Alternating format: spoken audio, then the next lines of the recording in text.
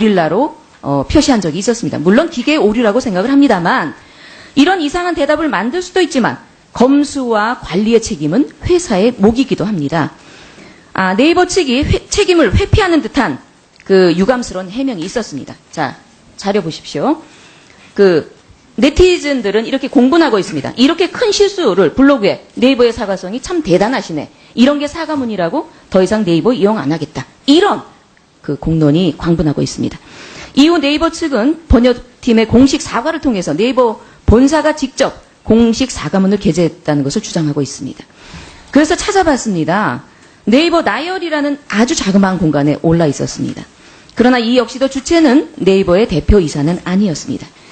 해명글에 달린 댓글은 불과 6글자에 불과했지만 애초에 사람들에게 많이 노출되는 공간을 찾아 올렸다고 보기에는 진정성이 의심되는 대목입니다. 네이버 공식 사과문은 대표가 낸 것과 동일하다라는 궁색한 해명을 하기에 이릅니다. 해당 네이버 공식 블로그에는 김상현 대표께서 직접 본인의 이름으로 여러 가지 내용을 멘트한 글들이 몇 가지 있었습니다.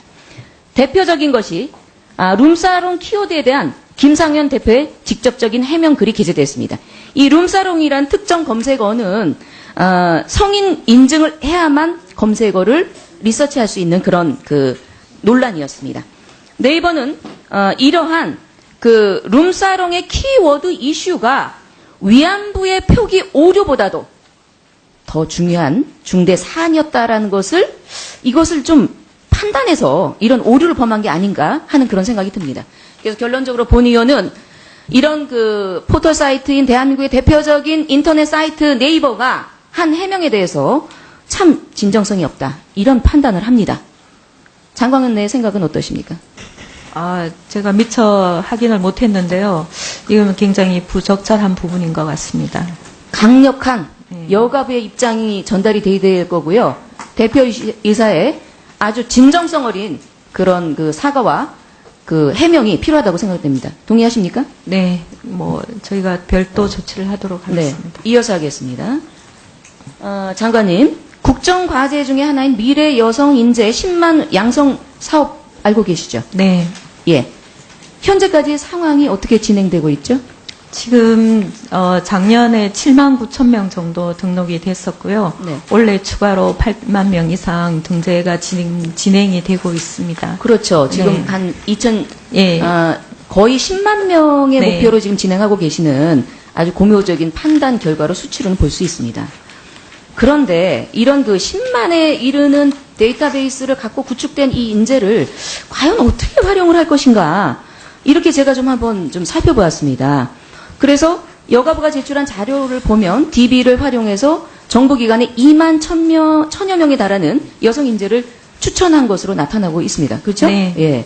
그래서 근데 그럼 과연 이분들이 다 취업이 됐을까? 이렇게 이제 깊게 심도 있게 들여다보니 약간은 좀 실속이 좀 없어 보인다. 이런 본 의원이 평가를 하는데 이르게 됐습니다. 자, 장관님, 2만 1,000여 명 중에서 대략 몇 분 정도가 취업에 도달되는지. 죄송합니다만 의원님, 이 인재풀은 취업이라기보다는 네. 국가 인재 활용 측면에서 활용, 예, 네, 맞습니다. 예. 정부위원회 추천을 한다든가, 그리고 저희가 공공기관장에 맞습니다. 예, 그거 알고 있어요. 제가 시간 짧은 관계로. 예. 그래서 반드시 이게 다 실업률을 보충하는 취업까지는 아니더라 하더라도 목적이 취업은 아닙니다. 예. 물론 압니다. 인재 네. 활용이라는 것은 어떤 페이머니를 받는 것도 있겠지만 필요한 소재에 쓸 수 있는 인력의 재창출 이런 부분이 되거든요. 그래서 2만 1,000여 명 중에 여가부에서 추천한 인사는 3,734명이었습니다. 그리고 국가인재 DB를 통해서 여성 부분만 차용해서 본 여가부의 실적은 아니라고 평가가 될 수 있습니다. 3,734명 중 대략 이제 활동성의 영역을 확보한 사람들 경우에는 479명으로 합격률이라고 좀 표현할까요? 이런 인재 활용 중에서 네. 473명의 수치적으로 13%의 확인이 되었습니다. 이런 정도면 조금 실효성에서는 약간 부족하지 않나, 이런 좀 평가가 좀 나온다고 볼 수 있습니다. 그래서 마치 2017년도에 설정하고 있는 10만 명 인재 양성 DB, 이것에 너무 급급해서 숫자적으로 완결도를 보이기 위한 어떤 성급한 이런 것이 아니었나, 좀 숫자 불리기에 급급한 건 아니었나, 이런 생각이 좀 들었습니다. 그래서 저는 본 의원이 생각을 할 때는 이제는 어떤 숫자적인 급급한 완성도보다는 조금은 내실을 기할 수 있는 그런 곳에 조금 다져야 되고, 여성 인재 DB가 국가 관련 기관에 국한되는 것보다는 조금 민간 영역까지 넓혀서 실제로 이런 그 분야에 많이 활용될 수 있는 그 방안이 좀 구체화되어야 되지 않을까, 이런 생각이 듭니다. 장관의 의견을 좀 듣겠습니다. 네. 의원님께서 지적하신 활용도 부분은 우리 여성가족부에서도 굉장히 고민을 하고 있습니다. 다만 이렇게라도 하지 않으면 여성 인재라는 부분이 축적될 수가 없고, 과거에서는 이런 정부위원회도 늘 하는 얘기가 적절한 여성 인재가 없어서 우리가 위원회에 위촉을 못한다. 인재가 없기 때문에 못한다. 이런 답변들이 많았기 때문에. 그럼 장관님께서 거꾸로 따지십시오. 예, 그래서 인재를 이렇게 많이 올렸는데 네네. 왜 발탁을 하지 않는 거에 대한 분명한 이해와 해명을 반드시 장관님은 따지셔야 됩니다. 네, 그래서 예. 저희가 축적이 우선적으로 필요했었고, 이 부분은 앞으로도 더 필요하다고 보고 있습니다. 다만 국가인재 DB와 여성인재 DB가 지금 한 틀에 같이 있어서 우리 여성가족부 입장에서는 국가인재 DB로 등록된 분들을 별도로 저희가 관리할 수 있는 권한이 없습니다. 그 부분에 대해서 근한 이양 요청을 인사혁신처에다가 요청을 했고요.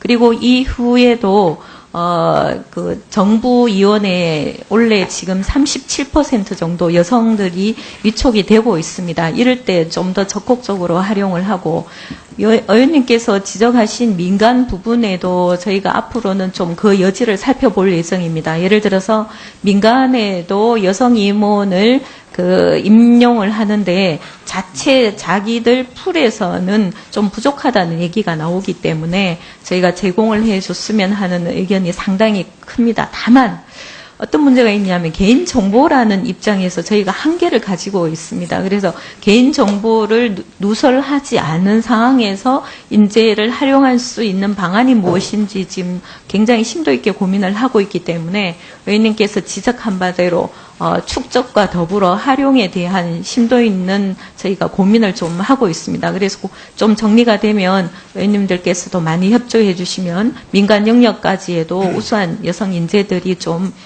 폭넓게 진출할 수 있다고 기대하고 있습니다.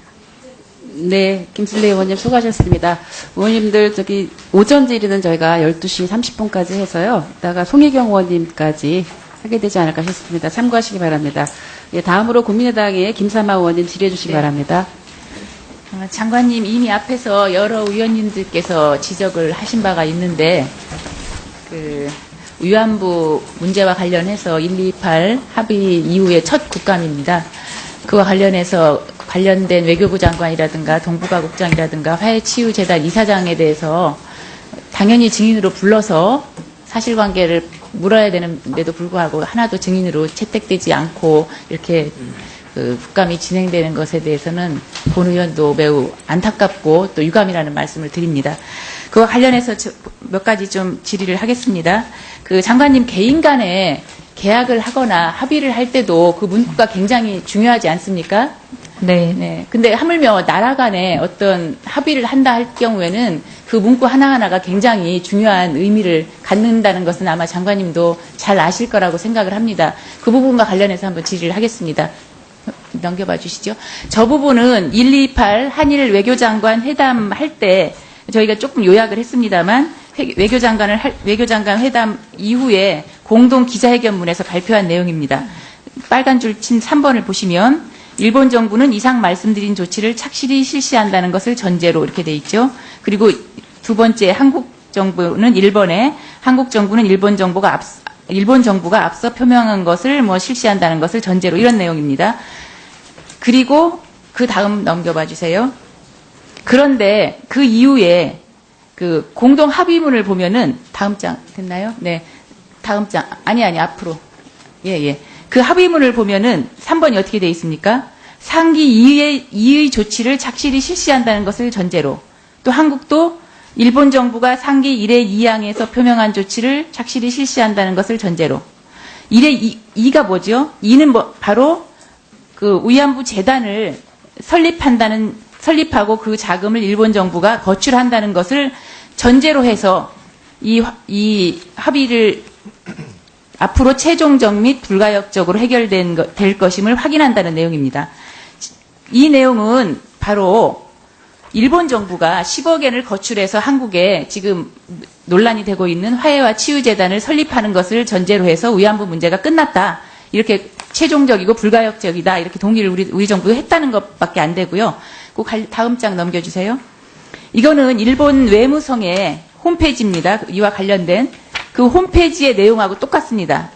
홈페이지에는 그 3번에 어떻게 돼 있냐면 상기 이해 조치를 착실히 실시한다는 전제에서 하면서 똑같이 내용이 나와 있죠. 만약에 이게 그날 12월 28일 날 공동 기자회견문에서 밝힌 내용과 일본 외무성의 내용이 틀리다면 당연히 우리 외교부에서는 이 부분에 대해서 항의를 했어야 됩니다. 이거 수정을 해달라 하고 촉구를 했어야 되는데 전혀 이 부분에 대해서 어떠한 지금까지 수정 요구라든가 촉구가 없었던 겁니다. 그런데 지금 이 합의, 이거를 제가 지금 최근에 확인을 했습니다. 이 기자회견 발표 내용인데 실제로 기자회견은 이렇게 하지 않았고 표명사항은 그 두 번째 제가 말씀드렸던 공동 합의문 내용인데 이것은 어디에도 자료를 찾을 수가 없더라고요. 정부 내에 올라와 있는 자료에서는. 그런데 실제로는 이렇게 돼 있었던 겁니다. 공동 기자회견에서 발표한 것과 틀리게 결국에는 일본 외무성의 자료가 맞게 올라와 있는 거죠. 그 다음에 그 1월 19일에 금년 1월 19일에 이와 관련해서 그 외교부 대변인이 정례 브리핑을 할 때 기자가 질의를 합니다. 아마 이 자료는 없었던 것 같습니다. 기자도 보지를 못했는지 공동 기자회견에서 말한 내용과 일본 외무성의 홈페이지에 걸려있는 합의문 내용이 틀린다. 이건 굉장히 중요한 문제가 아니냐 하면서 질의를 하니까 그때 외교부 대변인이 뭐라고 답변을 하냐면 언론에 발표한 내용은 낭독상의 편의에 따라서 발표한 것이지 합의문 자체에 대해서는 양국 간 이견이 전혀 없다. 이렇게 답변을 합니다. 그러면 그때 일본 외교부 홈페이지에 올라와 있는 내용이 맞다. 그렇게 얘기를 했어야 되는데 그 부분에 대해서는 일체 언급을 지금까지도 하지 않고 있는 것으로 알고 있습니다. 그래서 지금 그 외교부 장관도 지난 9월 26일 외통위 국정감사에서 화해와 그 10억 엔에 대해서 어떤 성격이 뭐냐 하는 그 의원님들의 질의에 대해서 그냥 얼버무리면서 정확한 해명을 하지 못했던 것 같고 또 김태현 이사장, 화해와 치유재단의 김태현 이사장도 10억 엔에 대해서 배상금적 성격의 치유금이라는 상당히 애매한 그런 표현을 한 게 아닌가 그렇게 생각이 들고요. 이 부분에 대해서는 나중에 장관님께서 함께 말씀을 해주시기 바랍니다. 기시다 외상이 합의문 발표 이후에 기자단 인터뷰에서 이런 말을 한 걸로 나옵니다. 이번 일본 정부의 입장 표명에 따라서 한일 간의 재산 청구권에 관한 법적 입장은 다르지 않다. 이렇게 얘기했습니다. 그런데 일본 정부의 기존의 법적 입장은 뭐였냐면은 65년에 한일 간 청구권 협정으로 일본군 위안부 피해자에 대한 법적 책임은 모두 졌다. 이거였거든요. 그 청구권 조문, 다음 장 넘겨볼까요? 청구권 조문을 보면은 일본은 한국에 10년에 걸쳐서 3억 달러와 유상 2억 달러 제공하고 이번은 이 문제가 완전히 그리고 최종적으로 해결된 것을 확인한다. 이런 내용입니다. 그런데 이에 관해서 2008년 10월 27일에 우리 국회에서도 만장일치로 일본군 위안부 피해자 명예회복을 위한 공식 사과 및 그 배상 촉구 결의문이 채택됐고 이건 물론 정부에도 이송이 됐고 국제기구에도 전달된 걸로 알고 있습니다. 그리고 우리 헌법재판소가 2011년 8월 30일에 정부가 그 위안부 피해자들에 대해서 아무런 그 행동도 하지 않고 있는 것은 부작위로 인하여 위안부 피해자들에게 중대한 기본권의 침해를 초래했기 때문에 이건 헌법에 위반된다 하면서 정부의 부작위라는 의원 결정을 내렸습니다. 그리고 물론 그 다음 해 대법원도 관련해서 일제강점기의 강제동원 자체가 불법이고 개인의 손해배상 청구권은 살아있다는 취지의 판결을 했고요. 그 헌법재판소 결정 이후에 외교부가 비로소 태스크포스 구성을 하고 일본 정부와 양자 협의를 추진하겠다 하면서 유엔 총회에서 당시 유엔 대표부 차석 대사가 일본 정부에게 법적 책임을 요구하겠다 하고 하는 발언을 했고 물론 지난 6월 임시국회 때도 말씀을 드렸는데 2013년 10월에 그 당시 여가부 장관 조윤선 여가부 장관이 그 일본 정부에게 위안부 피해자들에 대한 공식 사과와 법적 책임을 요구하는 그런 말을 했습니다. 그 당시에 유엔 1325 반윤륜적 범죄의 국제법상 사면 배제 이 부분에 대해서도 질의가 있었죠. 그 부분에 대해서는 장관님도 알 것입니다. 지금 65년 한일 청구권 합의 그리고 이번 1228 한일 위안부 관련 합의 그 문구가 청구권 합의에는 어떻게 되어 있습니까? 완전히 그리고 최종적으로 해결된 것이다. 이번 128은 최종적이고 불가역적으로 해결된 것이다.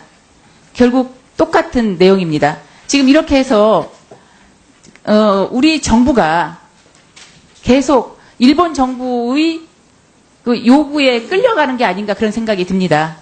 결국 이 부분은 국제법적으로 그 전쟁 사범의 전쟁에 대한 반인륜적 전쟁 범죄이기 때문에 사면될 수 없는 그런 문제입니다. 유엔 1325 결의 내용에 의하면.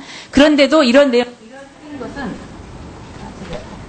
길어졌습니다. 다음에 이어서 해야 될 것 같은데요. 장관님 답변을 그럼 제가 1분만 주시면 다음에 1분을 빼주십시오.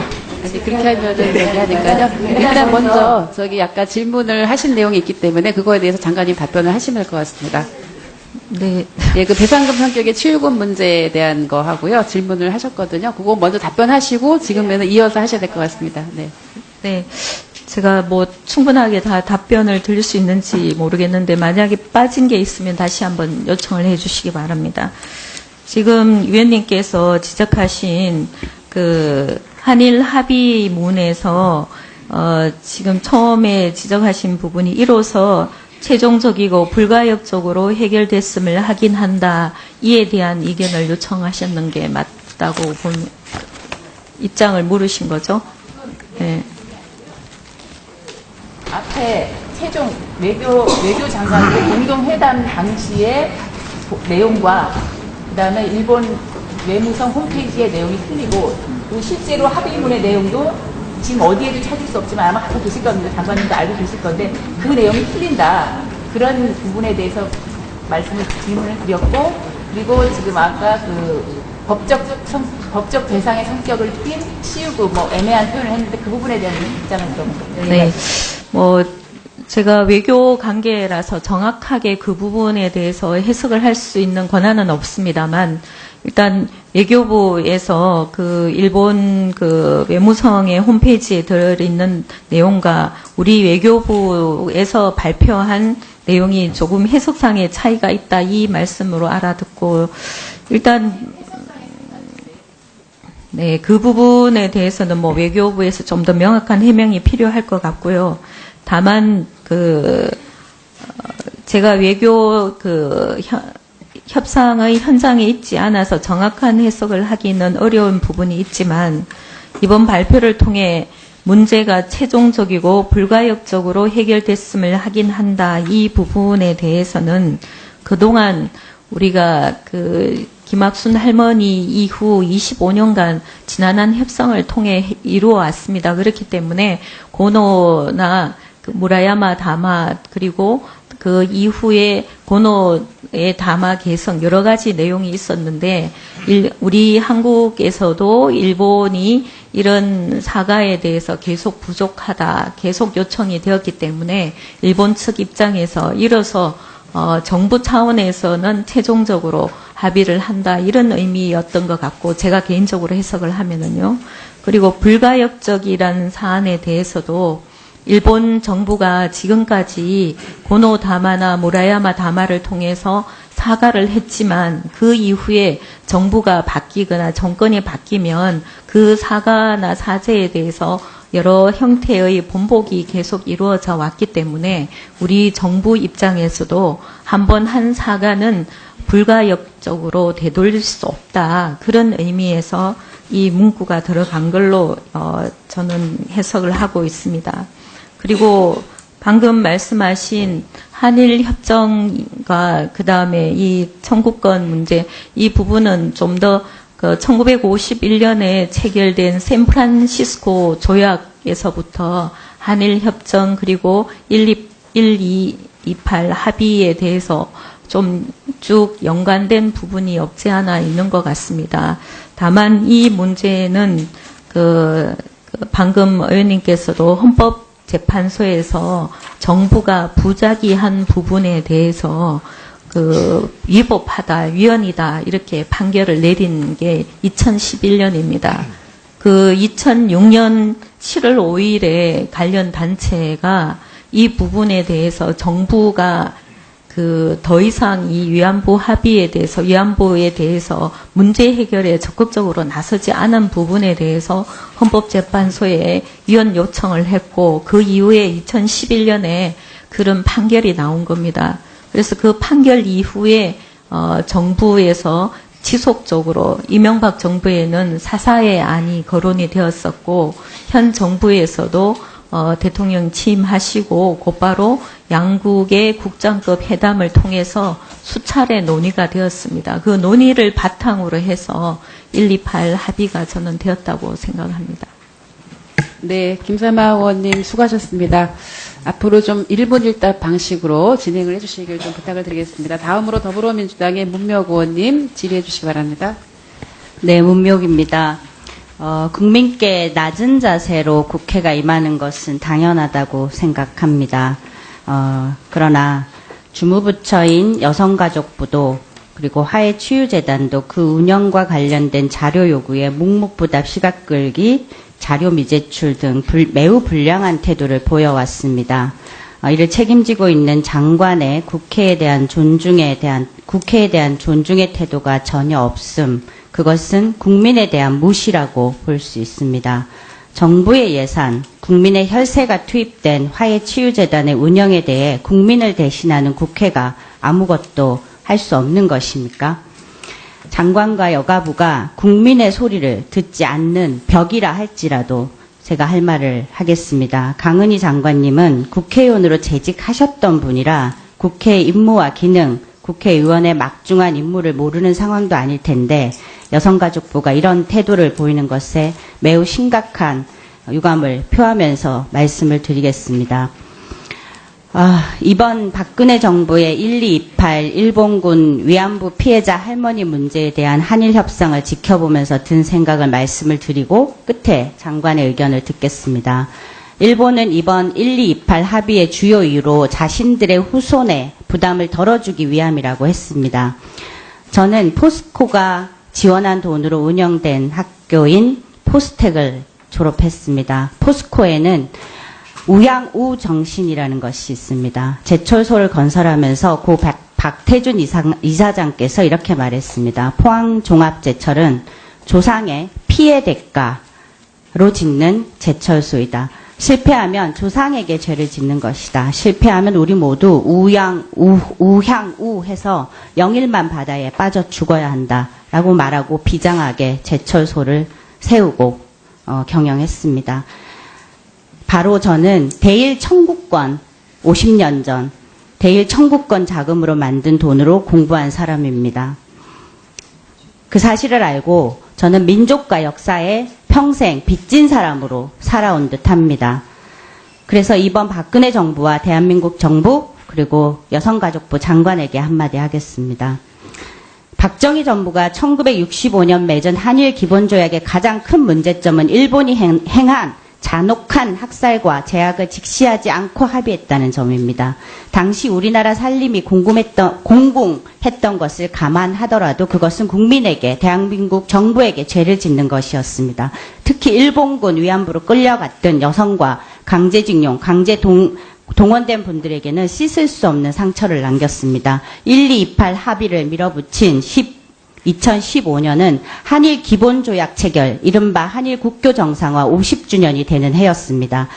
대한민국 정부, 박근혜 정부에게는 그당 2015년 두 가지 길이 있었습니다. 50년 전 외면했던 일본의 잔혹한 학살과 제약을 직시하거나 그렇지 않으면 50년 전 과오를 덮고 망각의 길을 택하는 것이었습니다. 2015년 12월 28일 한일 합의는 일본의 야만적 제약에 대한 망각의 길을 택한 것입니다. 2015년 6월 22일 한일 국교 정상화 50주년 기념식에서 박근혜 대통령은 외무장관이 대독한 연설문을 통해서 50년 전 박정희 대통령이 했던 한일 기본조약 체결을 이렇게 평가합니다.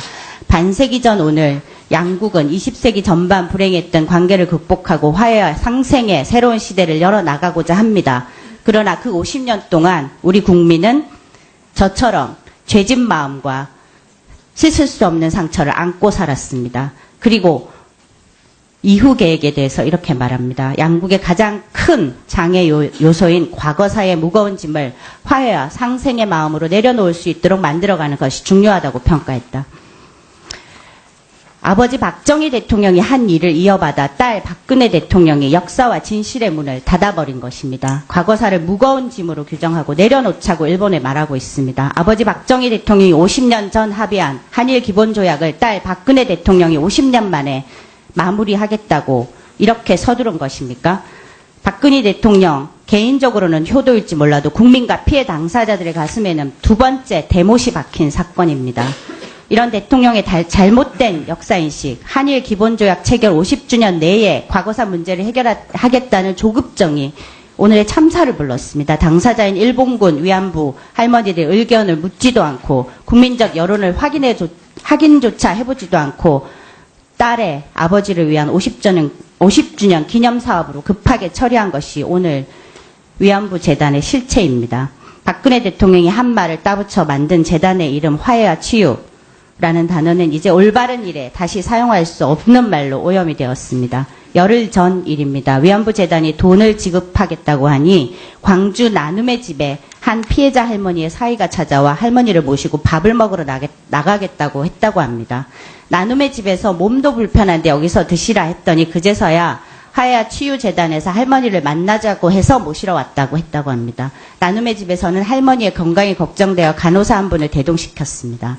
위안부 재단 김태현 이사장과 할머니가 단둘이 이야기를 나누고 돌아왔습니다. 할머니는 일본 정부의 공식 사죄도 법적 배상금도 아닌 그런 돈을 받고 싶지 않았을 것입니다. 하지만 돈을 거절하고 딸과 사이의 얼굴을 바라보는 할머니의 심정은 어떠했겠습니까? 돈 받으시라고 노모를 모시러 갔던 사위 자식의 마음은 어떠했겠습니까? 50년 전 우리는 경제를 빌미로 일본의 야만적 범죄를 눈감았습니다. 그리고 50년이 지난 지금도 대한민국 정부는 야만의 동조자가 되고 있습니다. 일본 정부가 행한 학살과 죄악을 한일 양국 정부가 직시하지 않고 역사 문제는 해결되지 않습니다. 여성의 권익 향상을 위해 만들어진 여성가족부가 그 장관이 여성에 대한 전쟁 범죄를 덮는 일에 앞장서서 나팔을 불고 있는 이 상황에 국민은 한탄하고 있습니다. 미래 세대에 대한 희망을 이야기합니다. 그러려면 선명한 사죄와 배상이어야 합니다. 그렇지 않으면 저처럼 그리고 지난 50년간의 우리 국민처럼 빚진 사람으로 살아갈 것입니다. 또다시 50년을 그렇게 살아갈 것입니다. 여가부 장관 의견 말씀해 주시기 바랍니다. 제가 거꾸로 답변을 시작을 하겠습니다. 가장 마지막에 해주신 부분인데요. 저는 이렇게 생각합니다. 물론 피해자 모든 분들의 의견을 다 수용을 해서 합의를 하는 게 저는 가장 바람직하다고 생각을 합니다만. 자, 예. 합의문에 보면 모든 위안부 분의 명예와 존엄의 회복, 마음의 치유를 해야 한다라고 명시하고 있습니다. 대부분이 아니라 모든 분들의 치유가 필요한 일입니다. 네, 뭐 그 부분에 동의를 합니다. 근데 그 헌법재판소에서도 위헌 판결을 내렸을 때 가장 그 강조했던 부분 중에 하나가 이 피해자 할머니들께서 연령이 고령인 점을 보고 굉장히 절박하다고 얘기를 했습니다. 물론 우리가 더 많은 시간을 들여서 더 성의를 들여가지고 더 만족한 합의를 해야 되는 부분도 있습니다만 한계가 있다고 생각을 합니다. 증언하시겠다고 하셨습니다. 스스로 그 의사를 표명하기 위해서. 네, 김복동 할머니께서 증언하시겠다 그리고 주장하시는 부분은 이미 언론을 통해서 충분히 저희가 듣고 있습니다. 네, 그렇지만 또 김복동 할머니 같이 그렇게 반대하시는 부분은 있지만 찬성하시는 분들의 의견도 저는 굉장히 중요하다고 생각을 합니다. 특히 이번에 29분이 신청을 하시면서 방금 위원님께서 말씀하신 것처럼 그 나눔의 29분에 대한 이야기는 다음 질의에 제가 구체적으로 다시 추가 질의 말씀드리겠습니다. 해주시기 네, 바랍니다. 그 예, 방금 잠깐 말씀하신 분 중에 한 분이 나눔의 집에 있었고 그 사이를 따라서 우리 그 재단이 전화를 해서 모시고 왔다. 마치 이렇게 들으면 회유를 한 듯한 그러한 느낌이 드는데 이 부분은 정정이 필요하다고 생각을 합니다.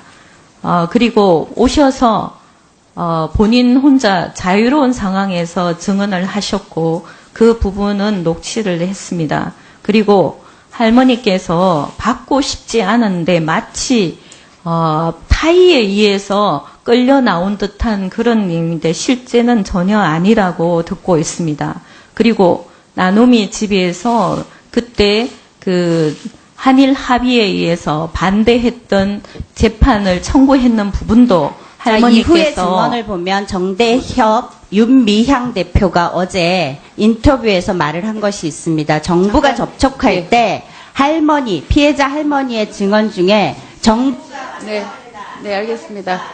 일본 정리해 정부가 주시죠. 배상했다라고 말했습니다. 네, 추가 질의 좀 해주시고요. 예, 장관님 일단 답변 다 제게 하셨습니까? 답변할 기회를 주시면 감사하겠습니다. 아니요, 그래서 답변하셨고요. 지금 예, 왜냐하면 그 아닙니다. 관련해서 저 위원장님, 네. 그 답변이 지금 진행되는 도중에 질의를 다시 하셨기 때문에 이 부분은 말씀을 드려야 맞는 것 같습니다. 빨리 마무리해 주시기 바랍니다. 예, 할머니께서는 받고 싶지 않고 이런 상황이 전혀 아닙니다. 보시면 그 나눔의 집에서 할머니들의 도장을 일방적으로 그 도장을 달라고 할 때 취지와 다르게 재판을 신청한 그런 형태로 도장을 사용했고 그 다음에 할머니께서는 그 사실에 대해서 전혀 모르셨습니다. 그래서 이 합의에 대해서 할머니는 충분히 이해하시고 그 일본이 사과의 뜻으로 주는 사죄금을 받을 본인의 충분하고 정상적인 상황에서 의지를 표현한 건데 이로 인해서 이분이 다른 압박이나 이런 부분이 받아서는 저는 절대로 안 된다고 생각을 합니다. 예, 지금 장관님 지금 이런 문제가 생기는 거가요. 계속 그 관련한 자료에 대한 요청에서 자료가 오지 않았기 때문에 이런 사실은 소모성 질의가 왔다 갔다 한다 생각이 듭니다. 그래서 아까 점심시간에 여야 간사들이 좀 논의를 해서 필요한 어떤 자료, 필요한 증인 부분에 대해서 협의를 저희가 할 거니까 예, 이 질문은 이 정도로 마무리를 하도록 하겠습니다. 문명 의원님 수고하셨습니다. 다음으로 새누리당의 박인숙 의원님 질의해 주시기 바랍니다. 예, 새누리당 송파갑 박인숙 의원입니다. 저는 좀 주제를 바꿔서 그 성매매법에 대해서 말씀드리겠습니다. 2004년에 만들어졌죠. 근데 그 법을 보면은 이제 법무부 법에 성매매 알선 및 행위의 처벌에 대한 법률과 여가부 법은 성매매 방지 및 피해자 보호. 그러니까 목적이 방지 예방의 성매매를 하지 말고 성매매를 한 사람을 보호하고 그러니까 성을 판 사람, 행위한 사람을 보호하고 피해 회복, 자립, 자활이죠. 지원하는 것을 목적으로 한다. 근데 보면은 지금 처벌만 하고 이 사람들에 대한 피해자들에 대한 보호, 여기에 대한 거는 조금 미흡한 것처럼 보여요. 예. 보면은, 이게 옛날에 2000년도에, 그러니까 화재로 사망했죠. 네. 저희 오래전이지만 그때 너무나 저도 가슴이 아파서 기억이 나거든요. 찾아보니까 그게 네. 2002년에 군산에서 14명이 한꺼번에 사망했죠. 그러고 그 전에도 또 있더라고요. 2000년에도 5명이 또 군산이에요. 왜 그런지. 그렇게 사망을 했고, 그 다음에 또 이것도 제가 국회 오기 전에 전혀 정치에 관심 없어요. 이 기사를 보고 굉장히 가슴이 아픈 게 포항에서 연달아 자살을 했죠. 전부 성매매 하는 여성들이 다 줄줄이 몇 명이 한꺼번에 하고 그 다음에 1년에 걸쳐서 13명이 연쇄 자살을 했어요. 무슨 이유가 간에 포항이었거든요. 그러면서 그 기사 보니까 그때 그 사건 때문에 101명이 형사 입건됐어요. 그러니까 이 자살을 13명이 했지만 아마 그 뒤에 무수한 이런 피해 여성들의 피해가 무서운 조직이 있었는지 좀 그렇게 짐작이 되거든요. 제가 깊이 들어가 보지는 않았는데, 근데 저는 의사로서 병원에서 자궁암을 봐요. 뭐 제가 산부인과 의사는 아니지만 지나가다 이런저런 얘기를 듣고 보면 젊은 아이인데 자궁암이래요. 그래서 저건 뭐 왜 이렇게 젊은 애들이 생기냐 산부인과 물어봤더니 요새 좀 온대요. 이게 성병이거든요. 자궁암은. 그러니까 이런 사람들이 뭐 에이즈니 성병에 걸리는 것도 있지만 자궁암도 그 상대방이 많고 많이 할수록 많이 걸리기 때문에 예방주사를 10대에 놓는데 얘네들이 예방주사를 맞았을 리가 없죠. 정말 예방주사가 필요한 사람은 이 사람들인데 그 아이러니컬하게도 얘네들은 예방주사를 맞지 않겠죠. 건진도 안 하고. 그러니까 젊은 나이에 자궁암으로 죽어요. 근데 그것뿐만 아니라 저는 이제 3가지 피해를 들 수 있는데 이 아까도 그 포항 자살이나 이런 감금되고 노예 생활을 하면서 폭력, 뭐 협박, 감금, 이 법에 전혀 보호를 받지 못해요. 이것도 진짜 아이러니하다 그래요. 이런 거를 성매매를 근절하기 위해서 법을 만들었는데 오히려 이 사람들을 법의 테두리 밖으로 쫓아낸 거거든요. 전혀 법의 보호를 못 받아요. 왜냐? 이게 전부가 불법이니까. 전부가 불법이니까 이게 찾아내기가 어렵죠. 오히려 음지에서 굉장한 많은 피해를 보고 있거든요. 그러니까 이제 이런 폭력, 협박, 감금. 다음은 돈도 못 벌죠. 좀 놀라운 게 저도 이번에 보다 보니까 하루에 3명에서 7명을 상대하는 거로 평균이 나오더라고요. 그 연구를 해보니까. 근데 뭐 9만 원에서 20만 원 이렇게 돼요. 근데 이 사람들이 거의 돈을 뺏기잖아요. 예? 먼저 선불해가지고 무슨 빚으로 전부 자기가 돈을 못 가져가고 전부 빚에 굴레해서 헤어나지를 못해서 이렇게 되는 거고 또 하나는 아까 말씀드렸듯이 신체적인 질병을 얻고 정신적인 질병을 얻고 뭐 이런데 통계가 없더라고요. 통계가 굉장히 부정확하게 전부 불법이니까 전부 수면 아래에 있으니까 통계를 낼 수가 없고 자꾸 음지에서 이게 퍼져나가잖아요. 그래서 저는 사실 성매매 특별법이 얼마나 옳은지 잘 모르겠어요. 이거를 좀 용감하게 바꾸자 하는 사람들도 있는데 전에 한번 여가부에서 토론회 할 때 가보니까 성매매 특별법이 굉장히 필요하다. 이래서 이게 줄어든다. 세계적인 통계가 성매매가 줄어든다. 이 법 때문에. 그래서 아니 그게 아니라 오히려 더 음지로 가서 더 풍선 효과가 나지 않냐 그랬더니 아니래요. 그래서 저는 그건 알 수가 없는데 그러니까 이러니까 해외 원정 성매매도 굉장히 많은데 이것도 통계가 뭐 몇백 명뿐이 안 되더라 한 600명 뭐 이렇게 법적으로 걸리는데 그거는 제가 생각하기에 빙산의 일각 같아요. 그 해외 나가서 또 해외 망신이기도 하고. 근데 정부 지원금도 보니까 한 사람에 760만 원의 뭐 재활금 이게 책정이 되는데 2004년 이후로 동결돼 있어요. 그러니까 이것도 마찬가지로 이게 다 위법이니까 없는 사람이야 유령이에요. 그러니까 저는 옛날에 이 법이 생길 때 저도 생생히 기억났어요. 그때 모자 쓰고 안경 끼고 마스크 X잔 마스크하고 우리도 세금 내고 싶다. 그리고 데모했었거든요. 그러니까 이 사람들은 이제 우리나라 공식 통계 없는 사람들이에요. 그러니까 보호를 못 받죠. 오히려 이것 때문에. 근데 그 법에는 실태조사를 3년에 한 번씩 하게 돼 있더라고요. 근데 그게 얼마나 정확한지는 아무도 알 수가 없죠. 그래서 이제 올해 연말에 하면 또 통계가 나오겠지만 저는 그거 조금 더 자주 해야 된다고 생각하고, 예. 거기까지만 좀 말씀을 드리고, 가출 청소년도 이제 성매매에 이제 굉장히 많이 노출돼 있잖아요. 근데 이 법을 만들 때하고 지금하고 이제 모바일 환경이 굉장히 많이 바뀌었잖아요. 인터넷이나 스마트폰으로 그냥 순식간에 올리면은 순식간에 막 몇 명이 온대요. 그래서 보면은 이게 또 굉장히 걱정스러운 통계가 가출 청소녀, 남자애들이 아니고 소녀들의 10명 중에 3분의 1이 성폭력 경험을 했고, 또 놀라운 게 평균 나이가 15살이에요. 그리고 얘네들의 3분의 1이 5번 이상 계속 반복적인 가출을 하고, 이 중에 한 30%가 자살을 생각을 했고, 26%는 정신과 치료가 필요하다. 그러니까 조금 다르기도 하고 비슷한 얘기도 한데, 이런 거에 대해서 여가부가 좀 더 다른 문제로도 복잡하지만 예산도 많이 충분하지 않겠지만 이 성매매 특별법에 대해서 조금 이게 이제 다시 한번 생각을 해봐야 되지 않나 그런 생각이 듭니다. 네, 좀 답변을 좀 해보시죠.